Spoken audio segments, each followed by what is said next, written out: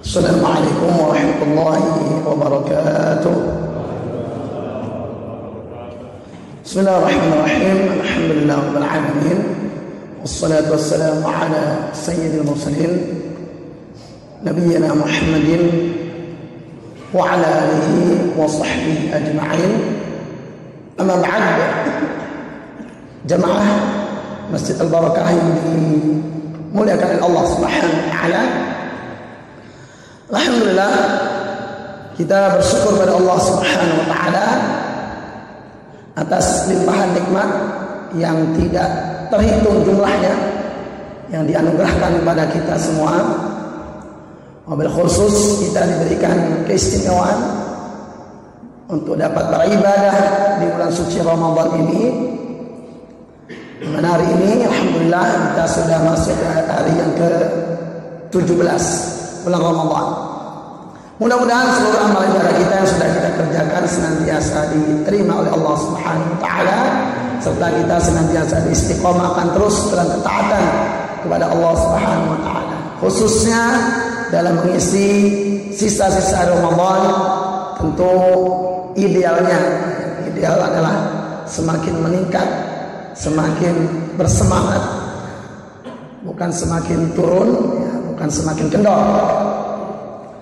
Jamaah yang dimuliakan oleh Allah Subhanahu wa taala, di antara keistimewaan bulan suci Ramadan itu adalah disebut sebagai Syahrul Quran atau bulan Al-Quran, di mana disebut Syahrul Quran karena memang Al-Quran diturunkan oleh Allah Subhanahu wa taala di bulan suci Ramadan. Yang pertama yaitu turunnya Al-Quran secara utuh dari Lauhul Mahfuz ke Baitul Izzah sebelum diturunkan kepada Rasulullah SAW. Dan ini yang dimaksud dalam firman Allah Subhanahu wa taala di surah Al-Qadr ayat yang pertama, inna anzalnahu fi lailatul qadar. Sungguhnya kami menurunkan Al-Quran di Lailatul Qadar. Demikian juga di surat Ad-Dukhan ayat yang ketiga, Allah Subhanahu wa taala berfirman, inna anzalnahu fi lailatin mubarakah. Sungguhnya kami menurunkan Al-Quran di Lailatul Mubarakah. Nama lain dari Lailatul Qadar adalah Lailatul Mubarakah, atau malam yang diberkahi, yang penuh keberkahan.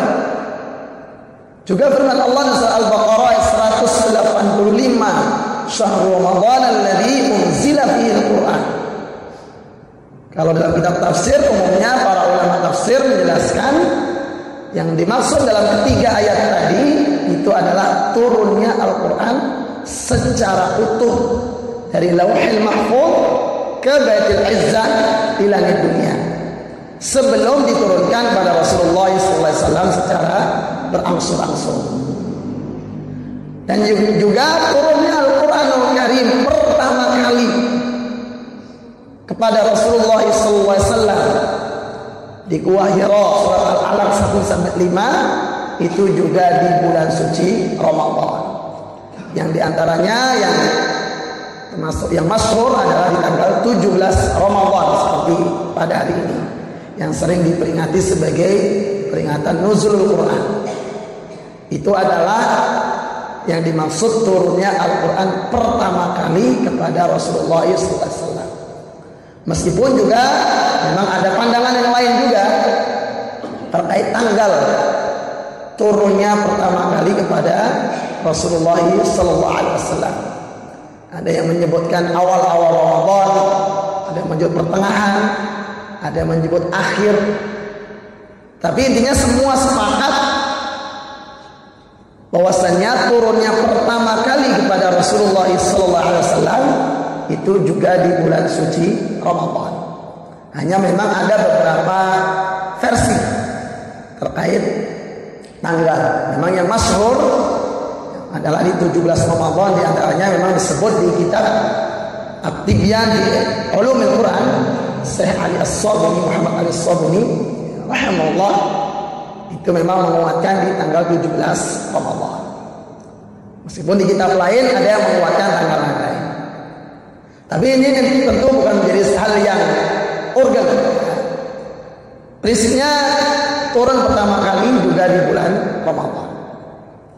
Berikutnya yang ini akan kita bahas pada kesempatan kali ini, bahwasannya Ramadan disebut Syahrul Quran itu karena memang salah satu amal ibadah yang sangat ditekankan untuk ditingkatkan di bulan suci Ramadan adalah interaksi dengan Al-Quranul Karim dengan segala bentuknya.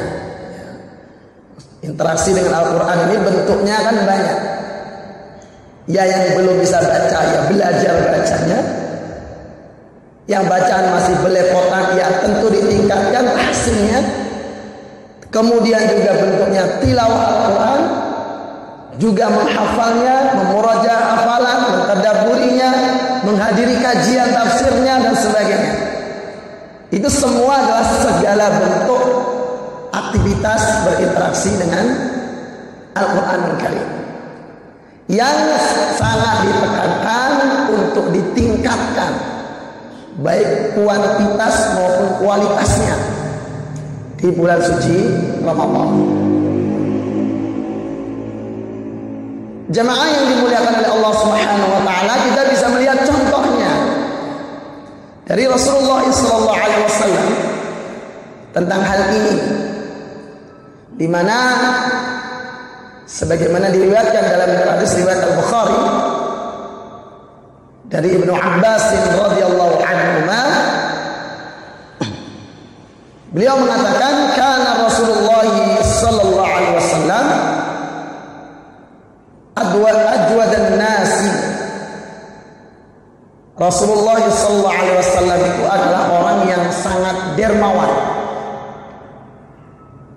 Wa kana ajwadu ma yakunu fi Ramadan, dan Rasulullah SAW itu lebih dermawan lagi, lebih bagus lagi kedermawanannya itu ketika di bulan Ramadan. Jadi secara umum karakter Rasulullah SAW ini adalah dermawan. Ya, jadi beliau orang yang sangat mudah untuk memberikan apa yang beliau miliki. Jarang harta itu bertahan lama di tangan Rasulullah SAW. Gampang pindahnya. Tapi lebih dermawan lagi ketika di bulan suci Ramadan. Hina yalqau Jibril, itu ketika malaikat Jibril menjumpai beliau. Wa kana yalqau fi kulli lailatin min Ramadan fayudarisul Quran. Dan malaikat Jibril itu menjumpai Rasulullah SAW di setiap malam di bulan Ramadan, fayudarisul Quran, untuk bertadarus Al-Quran. Jadi malaikat Jibril itu kalau di bulan Ramadan datang kepada Rasulullah SAW tiap malam. Kalau di bulan Ramadan kan sesuai dengan momen di mana wahyu hendak disampaikan, nggak setiap hari. Tapi di bulan Ramadan itu tiap malam datang. Untuk apa? Untuk bertadarus Al-Quran. Nah, ini dasar dari kata tadarusan itu ya. Tadarusan dimulai di bulan Ramadan. Di Rasulullah SAW itu tiap malam tadarusan dengan malaikat Jibril alaihissalam. Tiap malam di bulan Ramadan. Fala Rasulullah SAW ajwadu bil khairi minar rihal mursalah. Dan Rasulullah SAW di saat itu tiap malam bulan Ramadan, ketika malaikat Jibril datang untuk bertadarus Quran bersama beliau, beliau ini kedermawanannya sungguh melebihi angin yang berhembus ya. Nah, di saking dermawannya, tidak menggampung antara puasa, tadarus Quran, juga sedekah. Ini termasuk amal yang memang ditekankan untuk ditingkatkan ya, baik Qurannya juga sedekahnya. Tapi poin kita di sini adalah di Qur'annya yang kita bahas hari ini.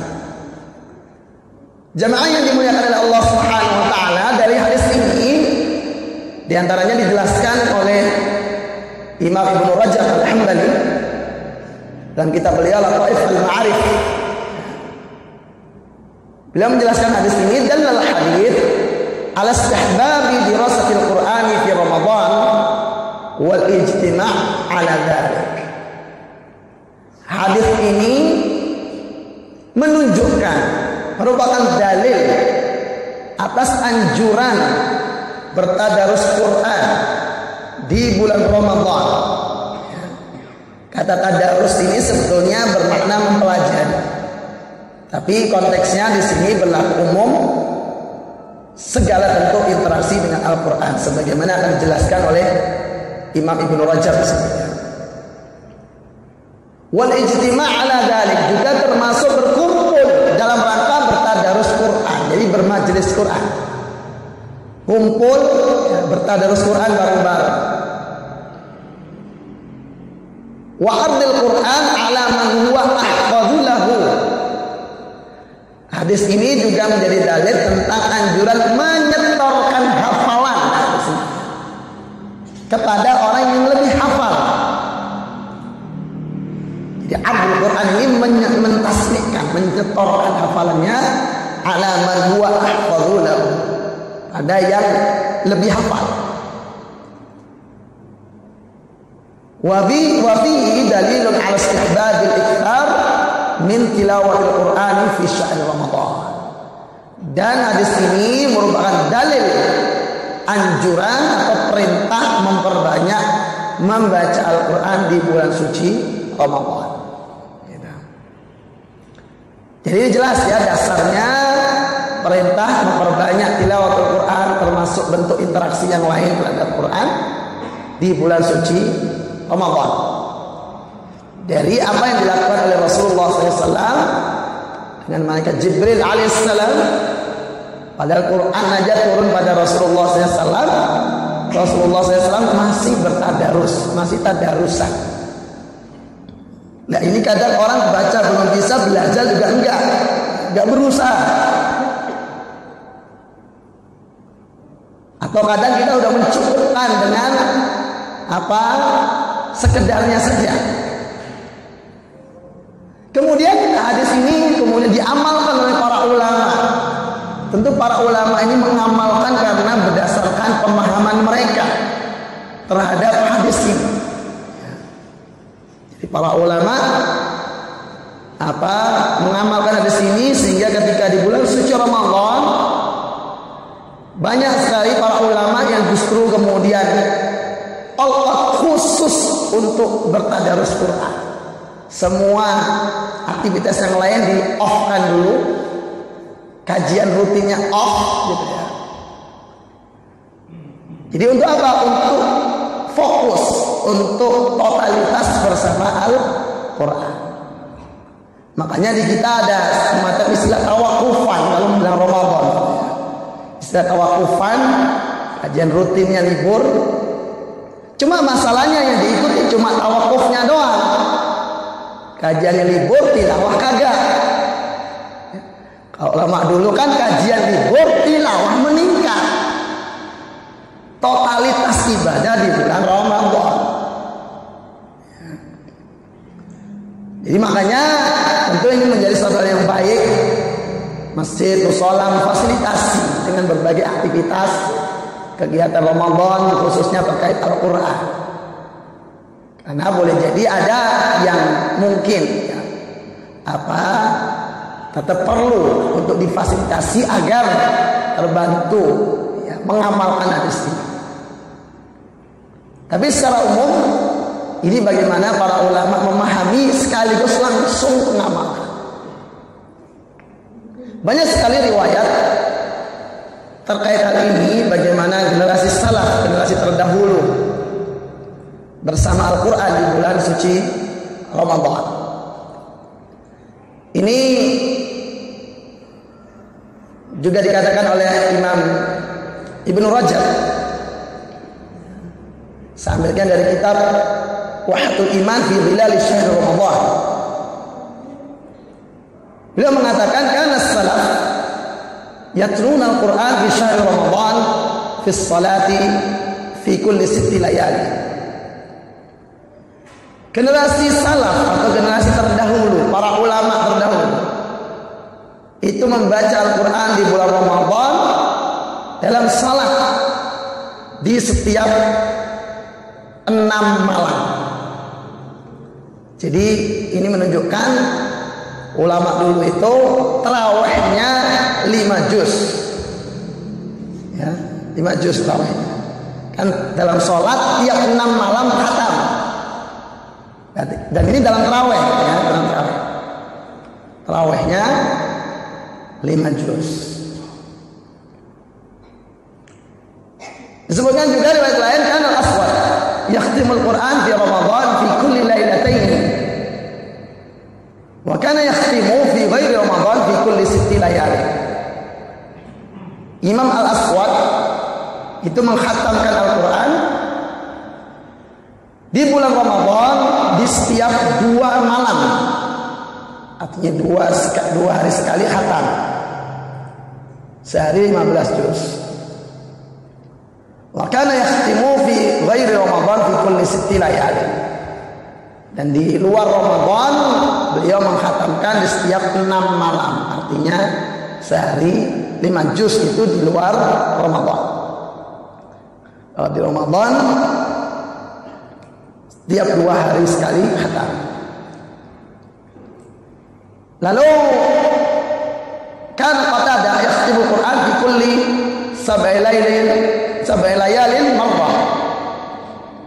Imam Qatadah itu di luar Ramadan ya, mengkhatamkan Quran setiap 7 hari sekali. Jadi seminggu sekali khatam. Fa idza jaa Ramadan khatama fi kulli 3 layalin marrah. Ketika masuk Ramadan awal-awal itu beliau mengkhatamkan setiap 3 hari sekali. Fa idza jaa al-'asr khatama fi kulli lailatin marrah. Dan ketika masuk asrul awakhir mulai malam 21 beliau mengkhatamkan setiap malam sekali. Jadi makin meningkat ya. Makin akhir makin meningkat. Riwayat lain hanya contoh-contoh beberapa riwayat ya. Semuanya banyak dan inilah menunjukkan itulah yang dipahami oleh para ulama. Ramadan itu identik dengan Quran. Ya. Tilawah Quran. Ya. Wa kana an-Nakhai yaf'alu mithla dhalik bil 'ashr al-awakhir minhu khassah. Imam An-Nakhai itu juga menghatamkan di asr al-awakhir itu tiap malam sekali. Wa fi baqiyatish shuhur fi 3. Dan di luar Ramadan beliau itu khatam Quran tiap 3 hari sekali. Nah, ini riwayat yang sangat masyhur juga dan ini disebut juga riwayat-riwayat ini di kitabnya Imam Nawawi At-Tibyan fi Adab Hamlatul Quran. Jadi jelas riwayat ini riwayat yang sahih. Karena ini kayak Imam Ibnu Rajab ya, itu pakar hadis ya. Ulama ahli hadis. Imam Nawawi juga ahli hadis. Jadi enggak sembarangan ngutip riwayat ya.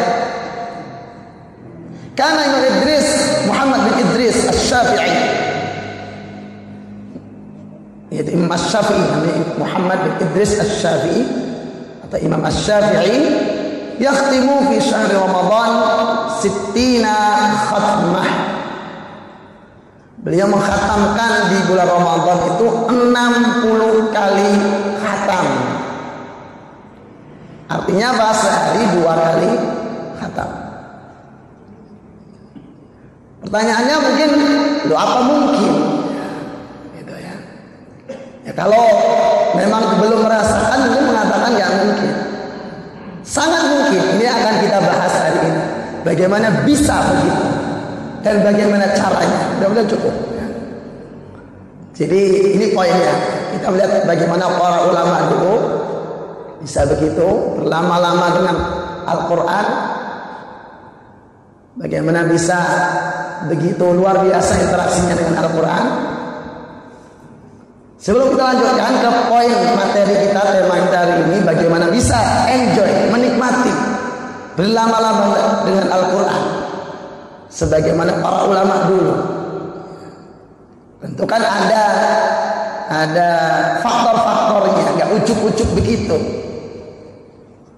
Semua itu sedikit terkait tentang hukum, ya. Dalam hadis dari Ibnu Umar radhiyallahu anhu memang disebutkan tentang anjuran atau perintah Rasulullah SAW menghatamkan Al-Quran dalam 3 hari maksimal, ya. Itu paling cepat. Nah, hadis ini dipahami oleh para ulama itu di luar Ramadan, ya, sehingga tidak kontradiktif, ya. Adapun di bulan Ramadan, maka apa yang berlaku anjuran memperbanyaknya. Jadi nggak saling bertolak belakang, ya. Supaya nanti nggak ada yang bertanya-tanya. Kan bukannya ada perintah menghatamkan dalam 3 hari paling cepat di luar Ramadan, ya. Para ulama menjelaskan hadis ini konteksnya di luar Ramadan, ya. Adapun di dalam bulan suci Ramadan itu berlaku khusus perintah memperbanyaknya. Jadi boleh lebih asal kuat, asal mampu, dan tentu tetap menjaga segala ketentuan bacaannya. Jadi bisa khatam sehari 2 kali dan tartil, ya, sekali lagi dan tartil. Jemaah yang dimuliakan oleh Allah Subhanahu wa taala. Nah, ini tentu perlu faktor, ya, agar bisa, bagaimana bisa seperti itu. Kita bisa enjoy berlama-lama dengan Al-Quran. Mungkin kita heran, kita takjub, kok bisa ya? Masa iya ya? Ini begitu, ya. Mungkin bertanya-tanya kan, masa iya ya? Saya 10 menit aja udah beratnya minta ampun, gitu, ya.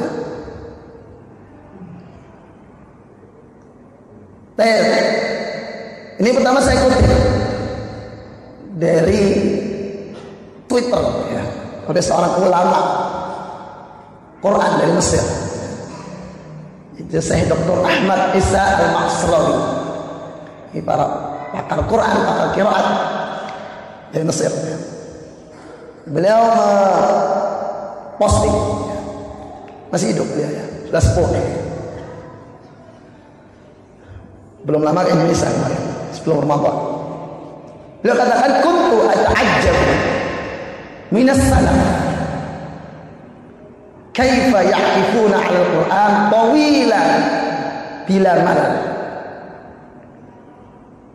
Sebelumnya aku ini heran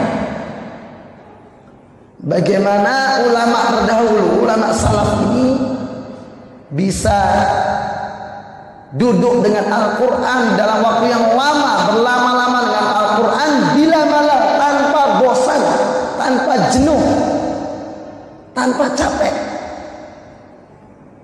Kata beliau, sebelumnya aku ini bingung, kok bisa ya? Ini pertanyaannya sama dengan kita, kok bisa ya? Masa iya ya? Bagaimana bisa begitu berlama-lama tanpa bosan? Kata beliau, sebelumnya aku heran. Lalu kata beliau, falamma ra'aitu, tapi ketika aku melihat al-akifina 'alal jawwal, ketika aku melihat orang-orang bisa berlama-lama dengan handphone, dengan smartphone, zalal ajab, hilanglah keherananku, ketemu jawabannya. Pas lihat orang bisa lama megang smartphone, ada yang sampai begadang dari isya sampai subuh, ada yang sampai pagi sampai sore lupa sholat dengan smartphone. Bisa ternyata ketemu jawabannya. Apa jawabannya? Kata beliau, wa alimtu, dan aku jadi tahu, jadi paham Oh, jawabannya annal qalba idza ahabba syai'an akifa alaihi. Bahwasanya ternyata hati itu kalau cinta pada sesuatu, maka dia bisa berlama-lama dengan sesuatu tersebut. Jadi faktornya yang pertama adalah cinta. Jadi kenapa kita bisa berlama-lama dengan smartphone? Karena kita gandrung, kita senang, kita cinta. Faktornya kan begitu. Termasuk yang suka nongkrong, ya, nongkrong berjam-jam gak kerasa karena senang, ya, senang nongkrong. Yang hobi mancing seharian pagi sampai sore gak dapat ikan, cepet happy mancing. Nungguin pancing doang, dapat kagak? Kenapa? Senang, cinta. Jadi faktornya cinta. Nah, tapi nanti akan kita bahas faktornya bagaimana menumbuhkan cinta itu. Poinnya kan begitu. Kuncinya kan dicintai dulu. Walaupun nanti ada beberapa faktor yang lain. Jadi faktor pertama jelas, ketemu jawabannya kalau kita lihat orang lagi berlama-lama khusyuk dengan smartphone. Kita ketemu jawabannya kalau lihat orang mancing dari pagi sampai sore, sampai bininya marah-marah, kerja kagak mancing mulu, gitu ya. Kita bisa ketemu jawabannya saat lihat orang berlama-lama nongkrong ngobrol ngalor ngidul nggak jelas. Ketemu itu jawabannya. Apa? Cinta. Jadi senang. Kalau cuma bertahannya 10 menit, ya itulah kadar cinta kita pada Quran. Ketemunya cuma 5 menit, kuatnya ya segitu. Ada juga yang sudah dipegang gak dibuka-buka, ya segitu juga. Ada juga yang Qurannya di rumah udah setahun gak dipegang sama sekali, ya segitulah kadarnya cintanya.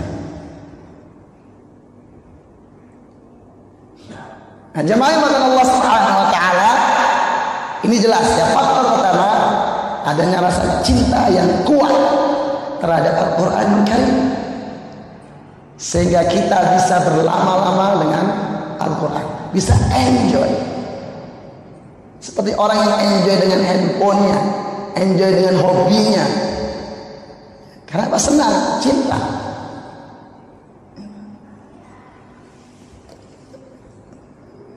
Jemaah yang dimuliakan Allah Subhanahu wa taala, termasuk faktor yang lain, ya. Ini disebutkan oleh Utsman bin Affan radhiyallahu anhu dalam hadis riwayat Imam Ahmad. Beliau mengatakan, "Lau niscaya kalian tidak akan pernah merasa cukup dari membaca kalam Rabb kalian." Sekali lagi kata Utsman bin Affan radhiyallahu anhu, "Lau tahurat qulubukum ma sami'tum min kalami rabbikum." Kalau hati kalian bersih, niscaya kalian tidak akan pernah merasa bosan, merasa cukup dengan kalam Rabb kalian. Jadi kebersihan hati, hati yang bersih, ya. Ini yang menjadikan seseorang bisa enjoy berlama-lama dengan Al-Quran Al-Karim, baik itu mempelajarinya, membacanya, yang menghafalnya juga tetap semangat, menjaga hafalan juga sama, hadir kajian Al-Quran juga sama, tetap enjoy. Kenapa? Faktor cinta dan kebersihan hati. Ya, kata Utsman bin Affan radhiyallahu anhu, "Lau tahurat qulubukum ma syabi'tum min kalami rabbikum." Kalau hati kalian bersih, niscaya kalian tidak akan pernah merasa cukup dengan kalam Rabb kalian. Tidak cukup dari membaca, pengen terus, pengen lebih banyak lagi, lebih banyak lagi. Targetnya mau tilawah 1 juz, kayaknya kurang, nambah lagi. Enggak selesai, terus lagi begitu. Sebagaimana orang main HP, maunya cuma buka sebentar notifikasi, ya, sebentar lah. Ya. Ternyata udah 1 jam, nggak terasa udah 2 jam, gitu. Tentu ini bahasanya tentang tazkiyatun nafas, ya, tentang kebersihan hati. Ini tentang kajian tazkiyatun nafas, ya. Yang meskipun diantara komponen tazkiyatun nafas membersihkan hati itu juga tilawatul Quran. Kita akan dapati kalau membaca di kitab-kitab tazkiyatun nafas, mesti diantaranya ada faktor memperbanyak tilawatul Quran. Jadi seperti hubungan timbal balik, ya. Kebersihan hati itu membuat kita bisa berlama-lama dengan Al-Quran. Berlama-lama dengan Al-Quran itu juga bisa membersihkan hati. Jadi mana yang lebih dulu? Ya, lakukan saja. Jadi kalau seandainya kita baca Quran, ya, kok terasa berat, ketahuilah itu cairan pembersihnya sedang bekerja. Lanjutkan saja, teruskan saja, jangan malah berhenti. Itu sedang bekerja, ini sistem pembersihnya, ya. Karena di antara faktor pembersih hati adalah tilawatul Quran, ya. Jadi kalau kita baca Quran baru dikit udah mulai merasa berat, makin berat. Sekali lagi, ini ketahui, ini sistem pembersihnya sedang bekerja. Mungkin masih banyak kerak-keraknya, baca kotorannya lagi dibersihin. Ntar lama-lama makin enteng, ya. Jadi teruskan saja. Karena ini seperti hubungan saling timbal balik. Sekali lagi, kebersihan hati membuat kita bisa berlama-lama dengan Al-Quran. Dan berlama-lama dengan Al-Quran itu membuat hati menjadi bersih. Jadi sekali lagi, tentu dari sini ya lakukan saja yang bisa kita lakukan. Di samping ada banyak faktor lain, ya, tentang pembersih hati atau tazkiyatun nafas, yang itu bahasanya adalah tersendiri terkait tazkiyatun nafas. Jemaah yang dirahmati Allah Subhanahu wa taala, kemudian sebelum kita lanjutkan tentang menumbuhkan rasa cinta ini, ada sedikit gambaran. Mungkin kadang kita semangatnya tinggi, ya, target Ramadan, ingin sekali duduk minimal 1 juz atau 2 juz, tapi realitanya nggak kuat sama ngantuknya. Awal berat banget, faktanya begitu. Pengennya 1 jam 10 menit lewat. Nah, ini sedikit ilustrasi saja. Saya ada membagi ngantuk saat baca Quran itu ada 3 jenis. Jadi jangan langsung memvonis ngantuknya, ya. Langsung, wah, betulnya pengen saya berlama-lama, cuma ngantuknya itu yang nggak kuat, gitu. Gitu. Ini ketahui ada 3 jenis ngantuk dengan cirinya masing-masing, ya. Yang pertama, cirinya ngantuk ini itu ketika membaca Al-Quran ngantuk, ya. Dipakai membaca WA tetap ngantuk, buka Facebook tetap ngantuk, udah dialihkan bersih-bersih tetap ngantuk, ya. Itu berarti ngantuk jenis ini ngantuk karena kurang tidur, memang kurang tidur. Jadi dialihkan ke aktivitas apapun tetap ngantuk. Itu cirinya, ya. Yang kedua, ngantuk jenis kedua ini, ada yang ketika dipakai baca Quran ngantuk, dipakai membaca yang lain, baca WA, baca Facebook, baca buku, tetap ngantuk juga. Tetapi dialihkan ke aktivitas selain membaca, tidak ngantuk, hilang ngantuknya. Aktivitas selain membaca, pokoknya ngantuknya itu pas buat membaca saja, baca apapun. Maka ngantuk jenis yang kedua ini itu adalah karena faktor ada masalah di matanya. Mungkin karena sakit, mata yang mudah lelah, mata capek. Nah, ini ngantuk jenis ini. Ya. Maka solusinya tentu ya diobati.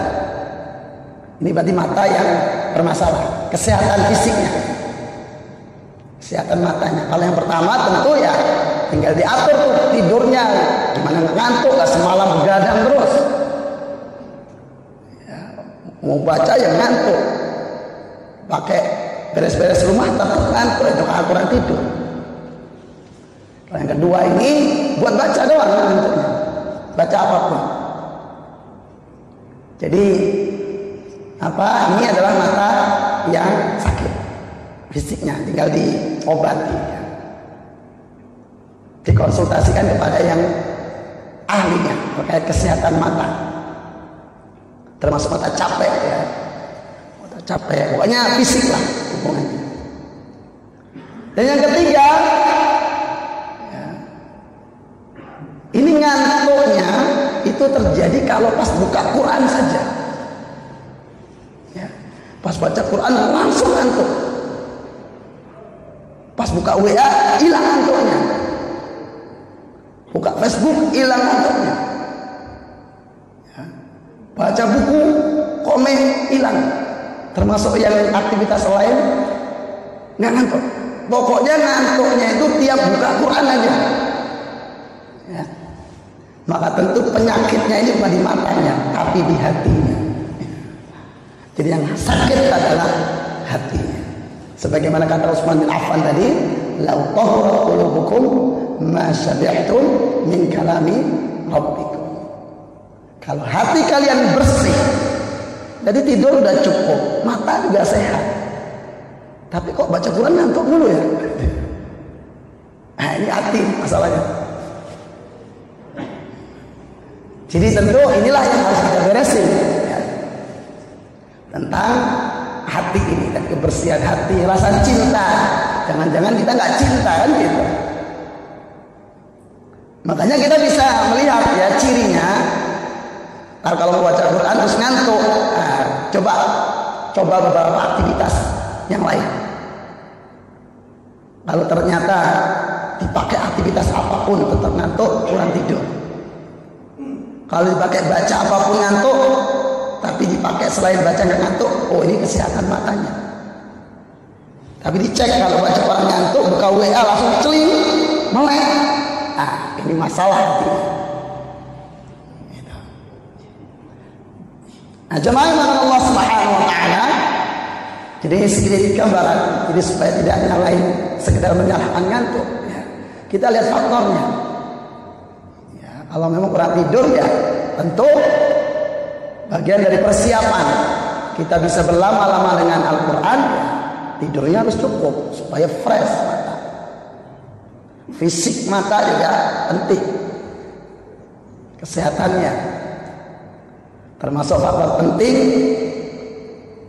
Bahkan kalau yang ketiga ini beres ya, rasa cinta, ngantuk di mata pun bisa hilang ya.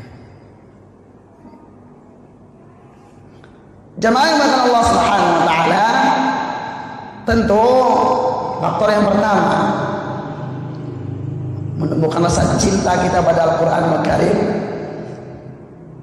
adalah yang pertama tentu dengan memahami dengan baik, dengan benar tentang kewajiban kita sebagai muslim terhadap Al-Quran, termasuk memahami dengan benar tentang keutamaan fadilah Al-Quran ini.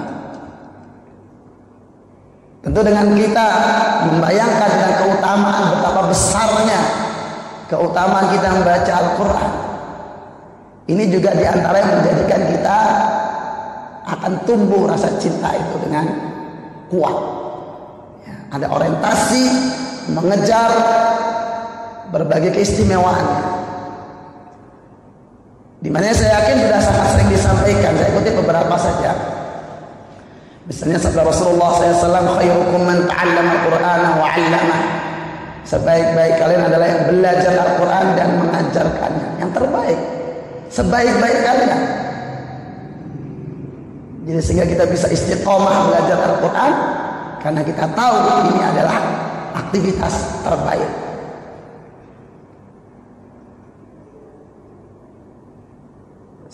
Termasuk sabda Rasulullah SAW,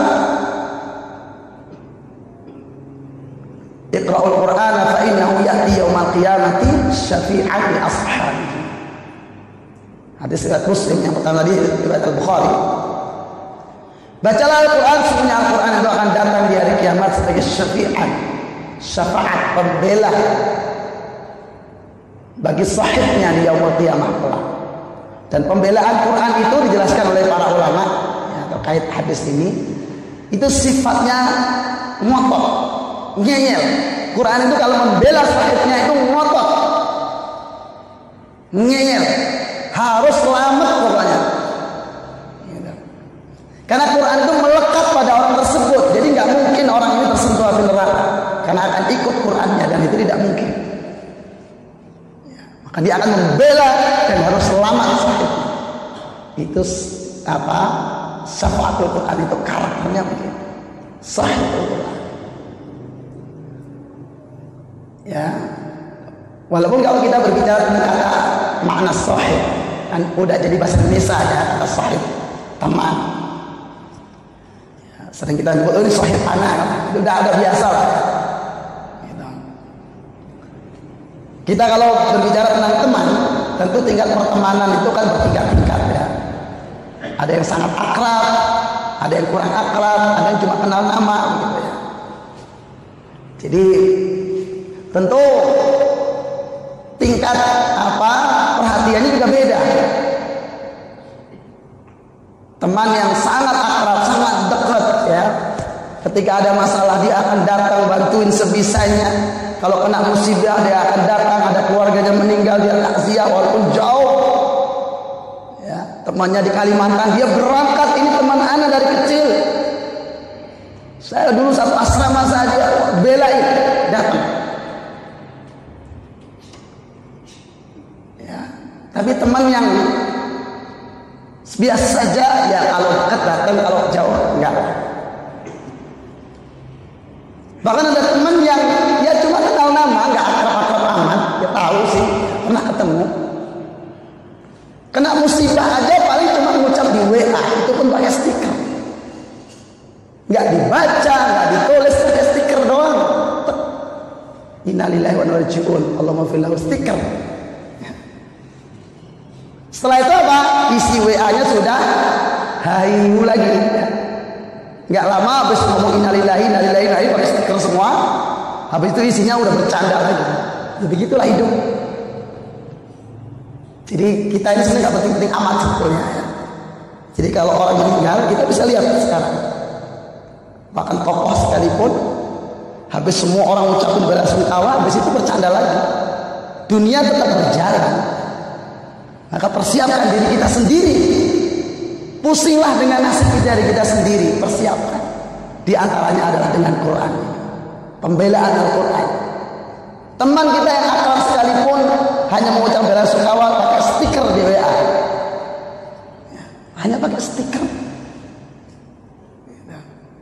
Maka yang akan membela di sini adalah Al-Quran.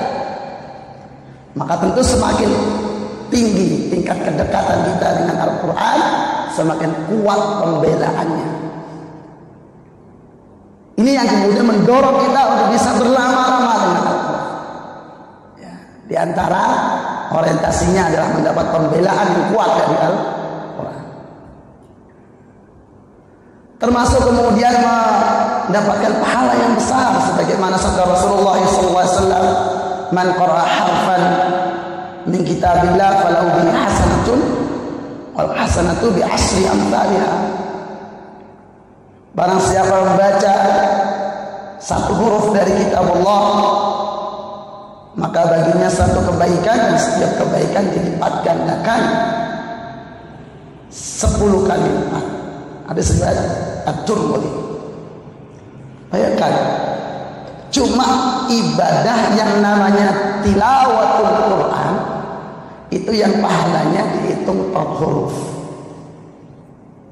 Kalau yang lain kan per item ibadah. Kalau ini tilawatul Quran per huruf. Baru ta'awud aja udah berapa huruf? Kali 10. Baca basmalahnya, mulai baca suratnya, begitu seterusnya. Ya. Makanya diantara memang penjelasan para ulama terkait memperbanyak tilawah Al-Quran di bulan Ramadan itu adalah dalam rangka tentu memaksimalkan keberkahannya, juga mendapatkan pahala sebesar-besarnya dari ibadah yang bernama tilawatul Quran. Demikian juga dengan menghafal Quran. Banyak yang kemudian maunya apal tapi kemudian nggak mau berlama-lama mengulang-ulang bacaannya. Ini orang nggak paham, ya. Atau sudah apal tapi bilangnya ngapalnya cepet ya, tapi jaganya itu susah. Kalau nggak diulang-ulang hilang ya. Ini orang nggak paham. Justru keistimewaan menghafal Quran itu adalah karena berlama-lamanya dengan Al-Quran. Karena intensitasnya yang tinggi dengan Al-Quran. Tentu orang yang hafal dengan tidak beda frekuensinya. Orang yang nggak hafal Quran baca sekali lewat sudah. Kalau orang mau ngafal Quran satu ayat minimal dibaca 50 kali. Belum lagi menjaganya, begitu. Beda. Makanya selalu saya nasihatkan pada orang yang ingin menghafal Quran, berapapun ingin hafalannya atau ingin hafalan terjaga. Kalau malas-malasan mengulang, terus katanya kalau nggak diulang-ulang hilang, ya memang. Maka pertanyaannya, terus antum cari apa? Kemuliaan seperti apa yang antum cari? Sementara keistimewaannya itu justru kenapa penghafal Quran itu mulia? Karena frekuensinya yang tinggi di dalam membaca Al-Quran, yang beda dengan orang yang nggak hafal. Kalau yang nggak hafal sekali ayat cukup dibaca sekali. Kalau mau menghafal 50 kali minimal. Beda. Jemaah yang Allah Subhanahu Wa Taala, tentu ini bagian dari orientasi menumbuhkan rasa cinta. Termasuk satu riwayat lagi. Ini disebutkan dalam hadis riwayat Imam Ibnu Majah. Faqad afqa'at Aisyah radhiyallahu anha yawman 'ala Rasulillah sallallahu alaihi wasallam ba'da isya. Suatu ketika Aisyah radhiyallahu anha itu terlambat pulang kepada Rasulullah SAW setelah isya. Jadi habis isya, artinya isya ini ke masjid ya. Habis isya Rasulullah SAW udah sampai rumah, tapi Aisyah kok nggak pulang-pulang, terlambat. Falamma ja'at, ketika Aisyah radhiyallahu anha sampai datang ke rumah, qala Rasulullah sallallahu alaihi wasallam, Rasulullah SAW bertanya, aina kunti? Dari mana kamu? Kenapa terlambat? Qala, maka Aisyah radhiyallahu anha menjawab, kuntu astami'u qira'ata rajulin min ashabika lam asma' mithla qira'atihi wa sawtihi min ahad. Alasan keterlambatan Aisyah radhiyallahu anha, beliau mengatakan pada Rasulullah SAW, aku barusan mendengar bacaan Quran dari salah seorang sahabatmu yang aku tidak pernah mendengar bacaan sebagus bacaan dan suara dia dari satu. Jadi saking bagusnya bacaan, mendengar alasan keterlambatan ini, Rasulullah SAW justru yang penasaran, siapa sih? Kan gitu. Tadi Aisyah nggak tahu namanya, cuma nyebut salah seorang sahabatku. Maka Rasulullah SAW minta diantar. Ya. Qala faqama, Rasulullah pun berangkat. Ya, berdiri, fakuntu ma'ahu, dan aku pun mendampingi beliau mengantarkan ke sumber suara tadi. Istam'ala hatta istam'ala. Hingga Rasulullah SAW pun juga menyimak sumber suara tadi yang dikatakan oleh Aisyah suaranya bagus banget. Sampai dia terlambat pulang itu gara-gara dengar ngajinya orang tadi. Habis Rasulullah SAW ikut nyimak, summa iltafata ilayya, Kata Aisyah radhiyallahu anha, kemudian Rasulullah SAW menengok kepadaku, faqala, lalu mengatakan, hada Salim maula Abi Hudzaifah. Kasih tahu nih Rasulullah pada Aisyah, ini namanya Salim maula Abi Hudzaifah. Arti mantan hamba saya. Salim terkenal mantan budak, tapi menjadi ahli Qur'annya para sahabat. Namanya Salim maula Abi Hudzaifah. Lalu apa kata Rasulullah SAW? Alhamdulillahilladzi ja'ala fi ummati mithlaha. Bayangkan bagaimana Rasulullah SAW mengatakan, alhamdulillah, segala puji bagi Allah yang telah menjadikan di antara umatku ada orang kayak dia. Betapa bangganya Rasulullah SAW terhadap sahabatnya yang memiliki bacaan Al-Quran yang bagus. Bayangkan kalau yang disebut dia itu oleh Rasulullah SAW adalah nama kita. Apa gak senang kita dibanggakan oleh Rasulullah SAW? Wong lagi Pak Lurah sambutan itu disebut nama kita aja senangnya minta ampun. Yang saya hormati ya Bapak RT senang tuh sebut Pak Lurah dan sambutan, sebut Pak Wali Kota. Ini yang nyebut Rasulullah SAW yang bila mengatakan alhamdulillah yang telah menjadikan di antara umatku ada orang kayak dia, dan itu mantan budak karena Quran. Dengan orientasi ini kita akan semakin cinta, kita akan bisa berlama-lama dengan Quran. Membayangkan seandainya nama kita ini disebut, dibanggakan oleh Rasulullah Sallallahu Alaihi Wasallam. Tentu ada beberapa faktor yang lain, ini masih banyak, cuma beberapa diantaranya termasuk juga bacaan yang bagus tentu ya, bacaan yang ideal. Kadang-kadang kita terus terangnya tidak bisa berlama-lama dengan Quran, baca sebentar sudah jenuh. Sesungguhnya kita ini kadang ya diakui atau tidak enak dengar suara sendiri ya. Bacaan masih berkotak, tajwidnya masih berantakan, makhraj sifatnya belum sempurna. Di samping yang lain juga bacaan Al-Quran yang sempurna itu menjadikan bacaan Quran, baca Quran itu nggak cepet capek. Cepet capek itu kadang faktornya justru bacaan yang tidak ideal ya. Jadi kalau bacaan yang sempurna itu kan hakikat Quran itu tabiatnya ringan, enteng, dibaca enteng, didengerin enteng. Lah ini yang baca berat, yang dengerin enak. Jadi tabiat Quran yang kalau dibaca dengan sempurna, tajwidnya itu nggak bikin cepet capek ya. Termasuk tentu memahaminya sehingga kita bisa enjoy dengan tadaburnya sambil membaca dan lain sebagainya. Jemaah yang Allah Subhanahu Wa Taala kan udah lewat surut ya, ini baru beberapa faktor ya. Poinnya untuk menimbulkan rasa cinta yang awal ada memahami keistimewaan, kemuliaan membaca atau mempelajari Al-Quran Al-Karim.